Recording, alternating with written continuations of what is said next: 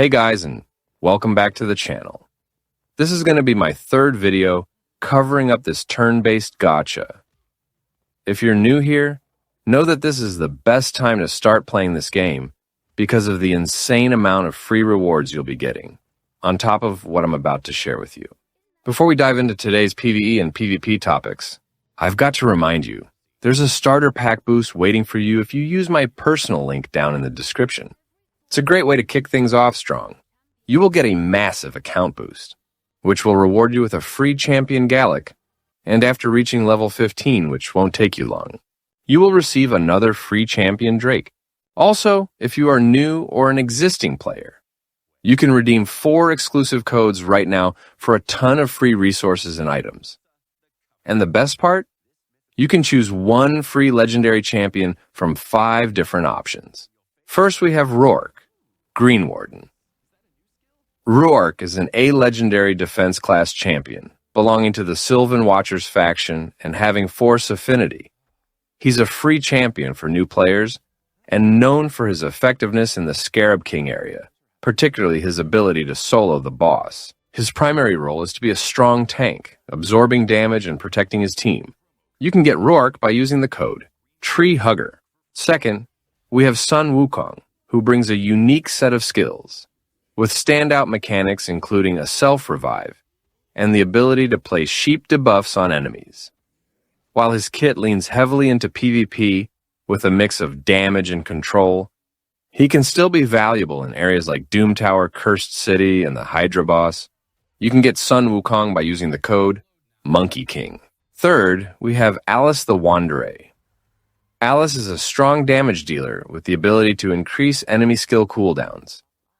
Her Queenslayer ignores 20% of a target's defense and attacks their most vulnerable ally if the initial target is killed. This makes it a strong single target attack for taking out enemies in areas like Arena and the Cursed City. You can get Alice by using the code GETALICE. Next, we have Tuhanaric. Tuhanaric has a passive skill where she can remove debuff from allies upon reaching her turn. She applies increased speed and increased defense buff on her allies, and inflicts decreased attack and block buff debuffs on enemies, as well as spreading those debuffs to other enemies. You can get Tuhanaric by using the code Desert Queen. Last but not least, we have Tholen Foulbeard. Tholen is a damage dealer who can both grow in power and weaken his enemies, thriving when facing foes from the Corrupted Alliance, bosses, or their minions. His ability to manipulate stats comes from his single-target double attack that ignores 25% of their defense, increasing to 50% against enemies from the Corrupted Alliance, bosses, or minions. You can get Tholen by using the code Demon Slayer. Now with that out of the way, let's talk a bit about different PvE. If you're like me and you love progressing at your own pace, without the pressure of real-time competition, PvE is where you'll spend a lot of your time. Raid Shadow Legends has tons of PvE modes for you to explore. First, we have Campaign Mode. This is your classic story mode, and honestly, it's where I tested and leveled my early team. You get silver, XP, and gear, and it's a great way to farm food champions for upgrading your main squad. We also have dungeons. These are specialized challenges where you farm specific gear sets like speed, lifesteal, accuracy, and more. Each dungeon has its own mechanics. For example, Fire Knight tests your ability to break down enemy shields.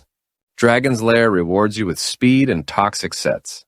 Ice Golem is great for early game defense builds.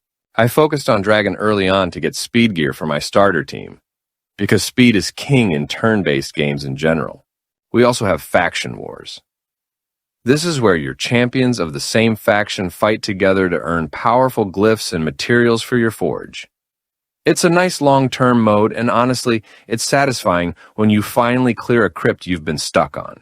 Last but not least, we have Doom Tower floors and bosses. One of my favorite PvE additions is the Doom Tower. It's like a massive PvE gauntlet with rotating bosses and puzzles. The early floors are pretty doable if you build a balanced team, and it feels super rewarding to climb higher. Now let's switch gears and talk PvP. Don't worry, you don't need a fully maxed out whale team to have fun here. First, we have the classic arena mode. This is the OG PvP mode. You build a team and face off against others' defense squads in turn-based battles. Even as a free-to-play, You can climb the early tiers easily if you focus on speed and synergy. Honestly, getting a win streak going in bronze or silver feels just as good as hitting platinum, because you earned it. Next, we have the Tag Team Arena. This is like Arena on steroids. You need 3 full teams to compete. It sounds intimidating, but it's a great way to test your bench champs and slowly build a bigger roster. You also earn gold bars that you can use in the bazaar to get shards and other rewards. Last but not least, we have the Live Arena. Live Arena is where things get spicy. You go up against real players in real time. It's intense, but a great challenge if you enjoy thinking on your feet. Even if you lose, every match helps you learn and improve. So it's a really fun mode for people who are heavily into real-time arena. Look, I get it. Raid has a reputation for being pay to win.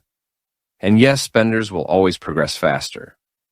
But the truth is, I'm having a great time just playing a little every day, building my team slowly and seeing progress. The sense of accomplishment is real when you take down a dungeon boss or win an arena match with a squad you've carefully leveled up. And with all the free codes, starter gear, and the free legendary hero of your choice, Raid is way more accessible now than it used to be. To wrap things up, if you're even a little curious about Raid, now's honestly a great time to start. Use the link in the description to grab your starter pack. Don't forget those 4 free bonus codes, and choose your free legendary champion wisely. I personally love Alice because she is fun to use almost everywhere. Whether you're here for the PvE grind, the PvP duels, or just collecting awesome champions, Raid can actually be a lot of fun, even if you're a casual like me. After playing Raid casually for a while now, I can honestly say, this game isn't just for the hardcore or the spenders. There's plenty of content to dive into and ways to make progress just by playing smart and staying consistent. I've built a solid team, cleared dungeons, climbed the arena all without spending a single dollar, and I'm still unlocking new stuff all the time. It feels like a long-term RPG where every small upgrade counts, and every champion you earn adds to your strategy. If you're the type of gamer who likes checking in daily, chipping away at goals, and watching your team grow, Raid is honestly a perfect fit. And with everything the game is offering right now for free, there's never been a better time to try it.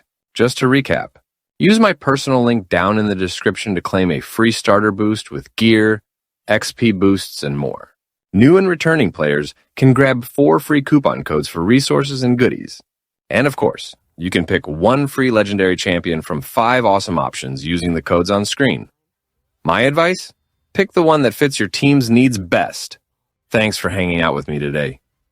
If you found this helpful, give the video a like, drop your questions in the comments, or just let me know which legendary you picked. Thank you for watching and see you in the next one.